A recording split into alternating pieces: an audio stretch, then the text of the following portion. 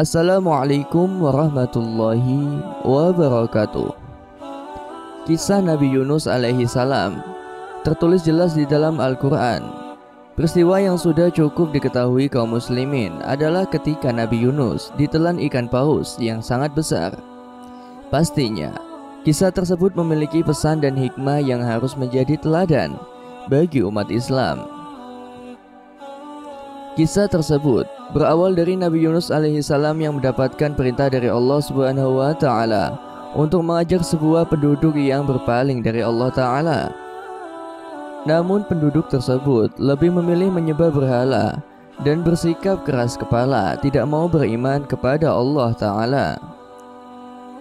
Para ahli tafsir mengatakan, ketika itu Yunus bin Matta berdakwah di kampung Minawa, Mosul, Irak. Ia melaksanakan perintah Allah Subhanahu wa taala untuk mengajak penduduk kampung tersebut agar beriman kepada Allah. Tapi ternyata tidak mudah bagi Yunus alaihi salam untuk mengajak mereka beriman kepada Allah Subhanahu wa taala. Bahkan para penduduk menolak ajakan beriman kepada Allah taala dan justru memilih tetap untuk menyembah berhala dengan alasan karena Nabi Yunus bukan berasal dari kaum mereka. Hanya terdapat dua golongan pengikutnya, yaitu Rubil yang memiliki sifat yang alim dan bijaksana, serta Tanukh yang memiliki sifat sederhana dan tenang. Pada awalnya, ajaran-ajaran Nabi Yunus alaihi salam dianggap sangat baru dan belum pernah didengar oleh kaum Ninawa. Mereka tidak dapat menerima ajarannya untuk menggantikan ajaran dan kepercayaan warisan nenek moyangnya. Saat itu, Nabi Yunus juga merupakan orang asing yang bukan dari keturunan mereka. Ajaran-ajaran Nabi Yunus alaihi salam tidak sedikit pun menggugah hati kaum Ninawa hingga membuat Nabi Yunus berputus asa dan beranggapan bahwa tidak ada lagi kaum Ninawa yang mau beriman kepada Allah Subhanahu wa taala. Suatu hari, Nabi Yunus alaihi salam bersiap-siap hendak pergi meninggalkan kaum Ninawa. Dia mengingatkan kaum Ninawa untuk segera bertobat karena akan datang azab jika mereka tidak segera bertobat. Wahai kaum Ninawa, sesungguhnya aku peringatkan kepada kalian bahwa jika kalian masih tetap menyembah apa yang kalian sembah saat ini, Allah Subhanahu wa taala akan menurunkan azab yang sangat pedih atas diri kalian. Oleh karena itu, cepatlah kalian bertaubat. Semoga Allah mengampuni kalian semua. Allah Subhanahu wa taala berfirman, dan ingatlah kisah Dhunnun atau Yunus ketika ia pergi dalam keadaan marah, lalu ia menyangka bahwa kami tidak akan mempersempitnya, menyulitkannya. Maka ia menyeru dalam keadaan yang sangat gelap bahwa tidak ada Tuhan selain Engkau, Maha Suci Engkau. Sungguhnya aku adalah termasuk orang-orang yang zalim. Maka kami telah memperkenankan doanya dan menyelamatkannya dari kedukaan, dan demikianlah kami selamatkan orang-orang yang beriman. Quran Surat Al-Anbiya. Setelah Nabi Yunus alaihi salam pergi, kaum Ninawa mulai gelisah. Seketika cuaca berubah menjadi mendung, wajah-wajah mereka berubah menjadi pucat, dan angin pun tertiup kencang yang membawa suara bergemuruh. Kaum Ninawa pun menjadi takut akan ancaman Nabi Yunus alaihi salam. Akhirnya mereka sadar bahwa perkataan Nabi Yunus adalah benar.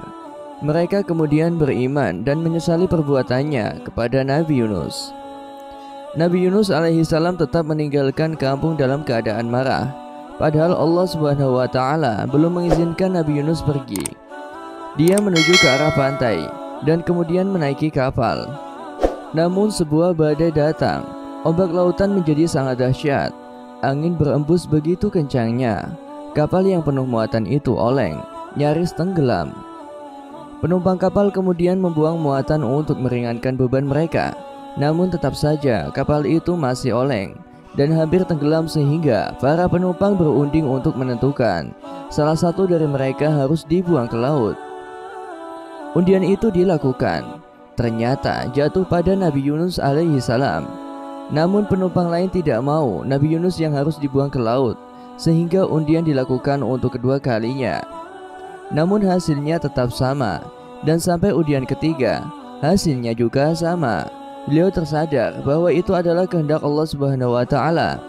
Lalu Nabi Yunus pun menjatuhkan dirinya ke laut dalam. Saat itu Allah Subhanahu wa taala telah mengirimkan ikan nun untuk menelan Nabi Yunus alaihi salam tanpa merobek daging maupun mematahkan tulangnya. Nabi Yunus pun ditelan bulat-bulat.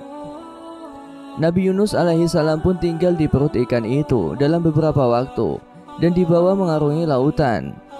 Dalam perut ikan nun, beliau bertaubat dan meminta ampun kepada Allah Subhanahu wa taala dan meminta pertolongannya. Dia bertasbih selama 40 hari di dalam perut ikan nun. Tiada Tuhan melainkan Engkau, Maha Suci Engkau. Sesungguhnya aku adalah orang yang telah berbuat zalim. Allah Subhanahu wa taala mendengar doa Nabi Yunus alaihi salam, memerintahkan ikan paus untuk mendamparkan Nabi Yunus di tepi pantai.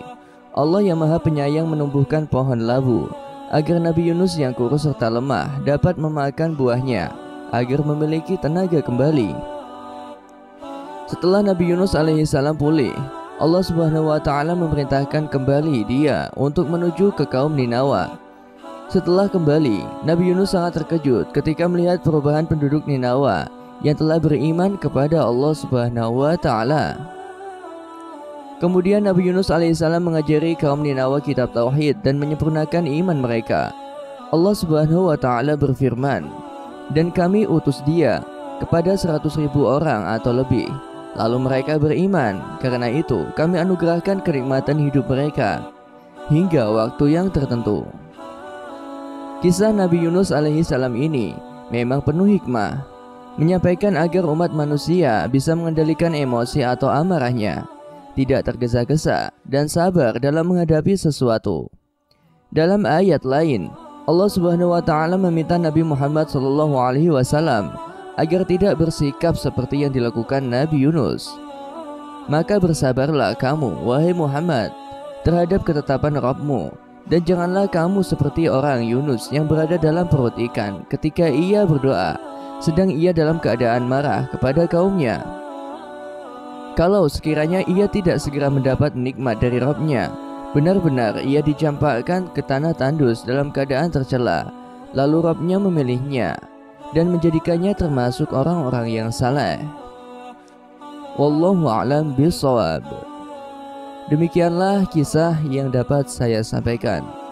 Semoga bermanfaat dan bisa menginspirasi kita semua. Wallahu muwaffiq ila aqwamit thoriq. Wassalamualaikum warahmatullahi wabarakatuh.